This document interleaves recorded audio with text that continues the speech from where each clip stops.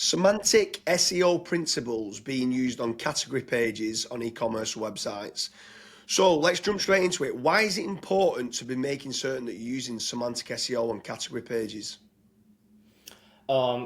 It's a big challenge for many SEOs or e-commerce managers, let's say, how to fill those boxes for category description, what type of content should be there, and people are trying to fill those placeholders, let's say, in the CMS with informational intent kind of content, right? So they are writing an article. What are genes? What are speakers? What is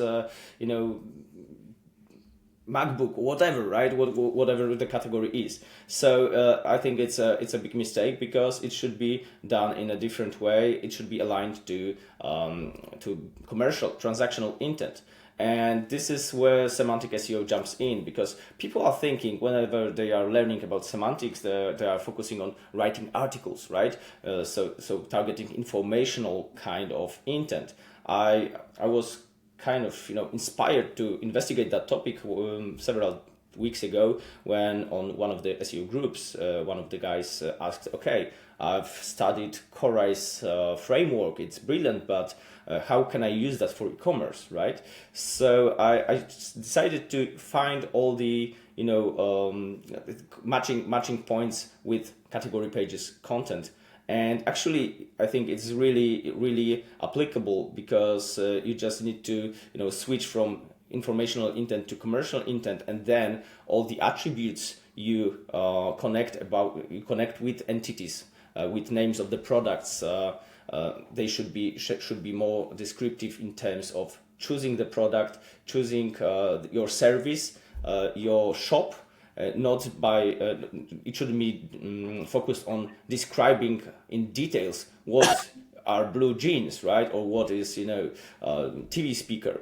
So when we apply that, when we focus on all the entity relations, attributes, and values from buying perspective, we are there, and this is just content.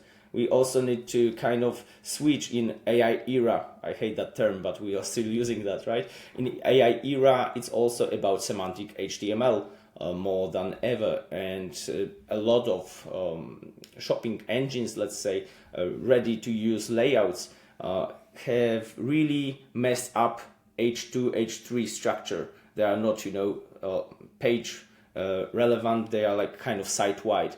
So these are things that are really impacting parsability and the way that search engines, bots, and AI are reading our content, reading the pages and understand these pages. So this is all about semantics. So it's all about meaning.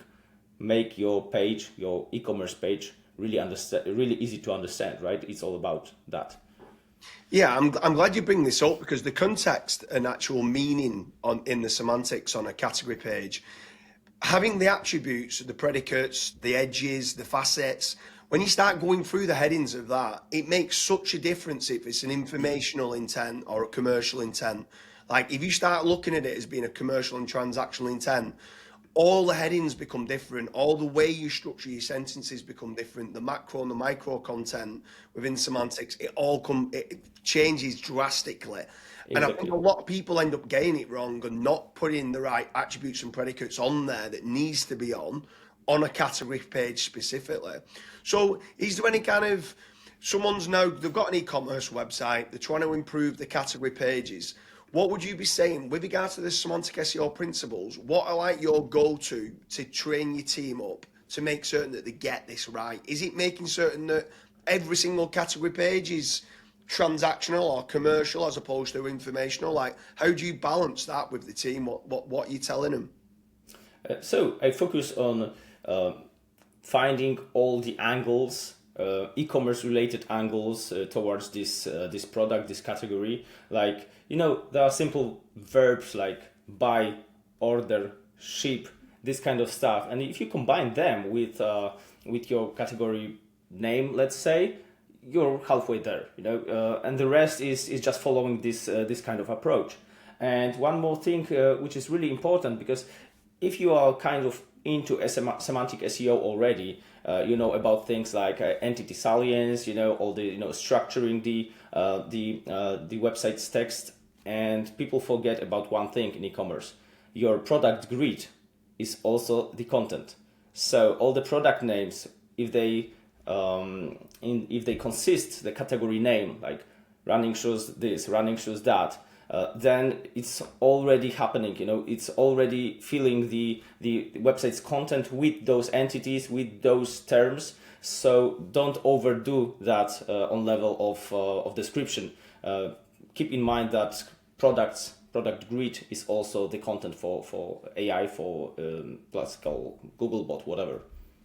Yeah, for sure. So anyone who's watching this, the importance of semantic SEO is becoming more important than ever, especially now with the LLMs. It's not just about ranking in Google and Bing anymore. It's about trying to get in ChatGPT or Gemini, Perplexity, and all these other places. And a big key factor of that is using the AI, the semantic SEO principles.